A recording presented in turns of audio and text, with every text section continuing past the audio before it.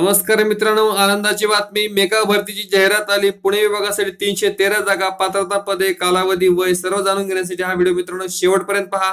नमस्कार मित्रांनो, education and technology या युट्यूब चॅनलमध्ये सर्वांचं स्वागत. मित्रांनो, महाराष्ट्रामध्ये मेगा भरतीसाठी जाहिरात येण्यास सुरुवात झालेली आहे. प्रथमतः या ठिकाणी जाहिरात आपल्या चॅनलवरती कृषी सेवक या पदासाठी पुणे विभागासाठी जी जाहिरात आहे ती आता आपण पाहणार आहोत. त्यानंतर कोल्हापूर, ठाणे आणि नागपूर याही विभागाची आपण जाहिराती पाहणार आहोत. मित्रांनो, ही जाहिरात जी आहे आपण ती थोडक्यात पटकन पाहणार आहोत. मित्रांनो, अशाच मेगा भर संदर्भात, शिक्षक भर संदर्भात महत्त्वाच्या अपडेटसाठी या चॅनलला खाली सबस्क्राईब करा. त्यानंतर बेल चिन्ह दाबा. त्यामुळे नवीन जाहिराती, नवीन माहितीची नोटिफिकेशन सर्वात अगोदर तुमच्यापर्यंत पोहोचेल.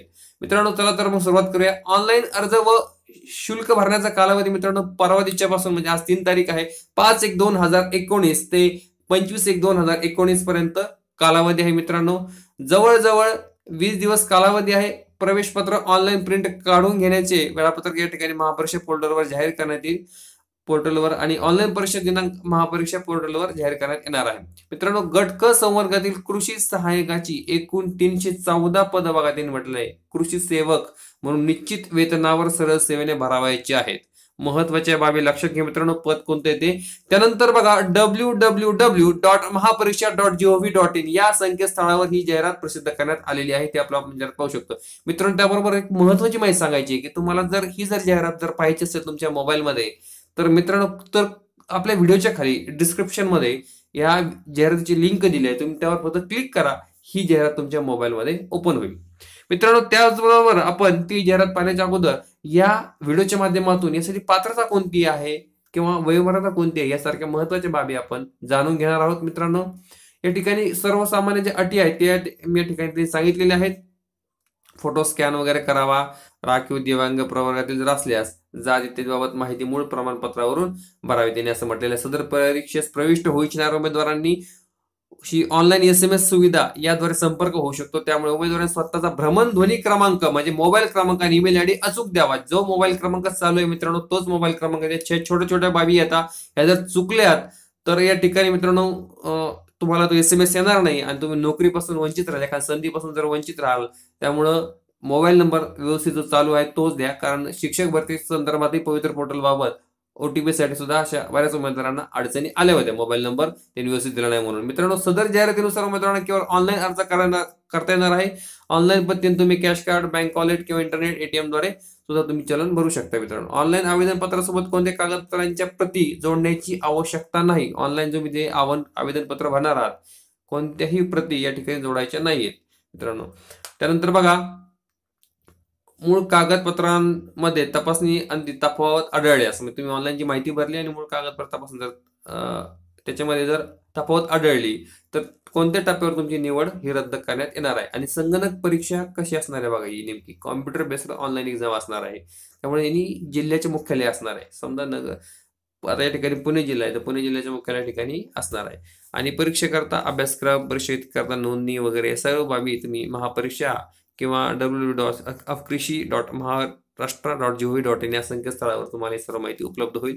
विभागीय कृषी संचालक पुणे यांच्या स्वाक्षरीने हे जाहिरात निघाली. आता आपण बघा या ठिकाणी मित्रांनो कॅटेगरी वाईज किती जागा आहेत, त्याचबरोबर समांतर आरक्षणानुसार किती जागा आहेत. मित्रांनो बघा, प्रथमतः SEBC संवर्गासाठी सुद्धा या ठिकाणी बिंदू नामावली त्यांनी म्हणजे रिक्त जागा किती आहेत त्या ठरवून 16% आरक्षण देऊन या ठिकाणी जागा दिलेले आहेत. एकूण जागा मित्रांनो 313 आहेत.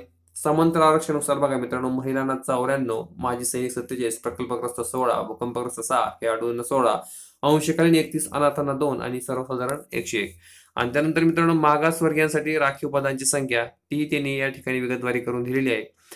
बघा मित्रांनो, महिलांसाठी एकूण 53, खुल्या प्रवर्गासाठी माजी सैनिक 27, प्रकल्पग्रस्त 9, सर्वसाधारणसाठी पुन्हा या ठिकाणी 57 म्हटलेलं आहे. आणि एकूण पद खुल्यांसाठी 178 आहेत.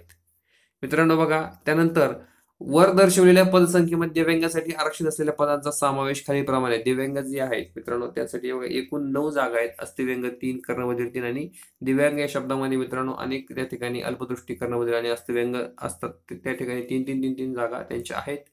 अनुसूचित क्षेत्रातील बघा मित्रांनो पेसामध्ये जे आहेत त्या क्षेत्रामध्ये जागा आहेत त्यात स्थानिक अनुसूचित जमाती या प्रवर्गाकरिता एक पदसंख्या आहे. त्या ठिकाणी फक्त त्या अनुसूचित जमाती या प्रवर्गाचीच ती जागा आहे.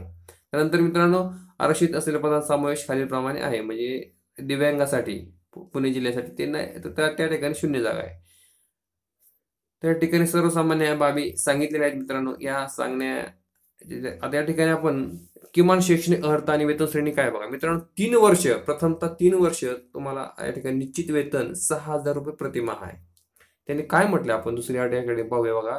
अर्हता शासन मान्य संस्था किंवा कृषी विद्यापीठातील कृषी पदविका व त्याच्याशी समतुल्य म्हणून मान्यता मिळाली अशी इतर कोणती अर्हता धारण केलेली आहे असे उमेदवार शैक्षणिक अर्हता शेवटच्या वर्षात अभ्यासक्रम पूर्ण करायचे असलेले उमेदवार अर्ज करण्यास पात्र नाहीत. म्हणजे आता जे शेवटच्या वर्षामध्ये आहेत ते मात्र अर्ज करू शकत नाहीत. अपेअर जे आहेत ते मात्र ज्यांनी समतुल्य एखादी शैक्षणिक अर्हता या ठिकाणी धारण केली असेल तर त्यांना मात्र या ठिकाणी अर्ज करता येणार नाही. त्यांनी असं म्हणलेलं बघा प्रथम वर्षी म्हणजे पहिल्या वर्षी जर तुम्ही चांगली समाधानकारक सेवा केली तर तुम्हाला पुढच्या वर्षी परत वाढवून देण्यात येईल.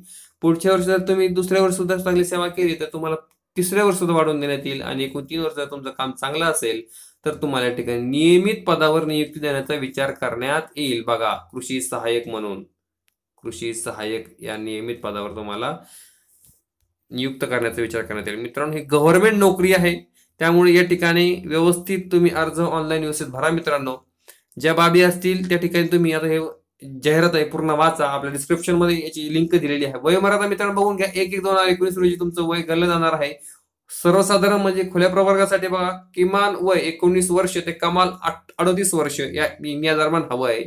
आणि मागास प्रवर्गातील उमेदवारांसाठी 5 वर्षाची अट ही शिथिलक्षम आहे.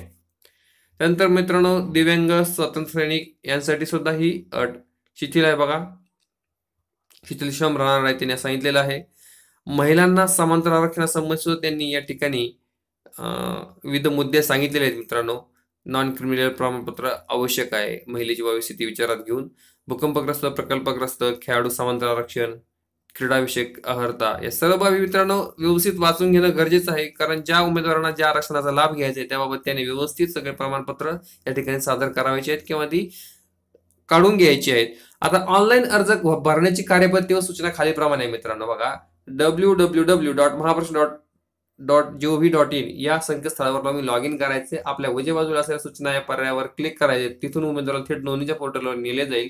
पहिल्यांदाच नोंदणी केली जात असल्यास उमेदवाराच्या नोंदणीच्या पर्यायावर क्लिक करून user name password email ID टाकावा. उमेदवाराला त्यानंतर तिच्या प्रमाणित ईमेल आयडीवर सक्रियतेचे लिंक मिळेल आणि साइन अपशी संबंधित असेल. बघा ऍक्टिव्हेट झाल्यानंतर मित्रांनो युजर नेम आणि पासवर्ड जतन करण्याची जबाबदारी ही उमेदवाराची राहिली. अत्यंत महत्वाची बाब आहे. आणि उमेदवाराने नोंदणी प्रक्रियेसाठी बघा जो मेल आयडी द्यायचा आहे तो स्वतःचा मेल आयडी असावा. अन्य व्यक्तीचा ईमेल आयडी वापरू नये. बघा उमेदवाराने नाव वडिलांचे नाव पतीचे नाव आडनाव जन्मदिनांक भ्रमणध्वनी छायाचित्र ही पत्रव्यवहार पत्ता जी मूलभूत माहिती आहे ती उमेदवाराला सविस्तर द्यावी लागेल. बघा जी आहे ती छायाचित्र आणि स्वाक्षरी अपलोड करण्यासंबंधी माहिती बघा मित्रांनो त्या ठिकाणी दिलेली आहे. 200 पिक्सल असलेले छायाचित्र स्कॅन करून अपलोड करावे वगैरे त्यांनी सगळं साईज वगैरे दिलेली आहे.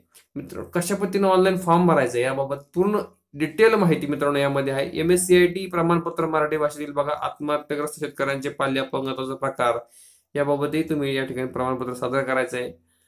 मित्रांनो अशा पद्धतीनं हे जागा सुटलेल्या आहेत पुणे विभागामध्ये 313 आणि या जागांसाठी मात्र जे उमेदवार इच्छुक आहेत किंवा जे पात्र आहेत मित्रांनो उमेदवार त्या ठिकाणी त्यांनी अर्ज लवकरात लवकर करा. 5 तारखेपासून सुरुवात आहे. मित्रांनो हे प्रॉस्पेक्ट तुम्हाला पुन्हा एकदा पाहण्यासाठी आपल्या व्हिडिओच्या खाली डिस्क्रिप्शन मध्ये लिंक आहे त्यावर तुम्ही क्लिक करा. हे प्रॉस्पेक्ट तुम्हाला लगेच ओपन होईल. तुम्ही वेबसाईटवर जाण्याची गरज नाही. मित्रांनो अशाच शिक्षक भरती मेगा भरती संदर्भात महत्त्वाच्या अपडेटसाठी या चॅनलला सबस्क्राईब करा, लाईक करा, शेअर करा. धन्यवाद.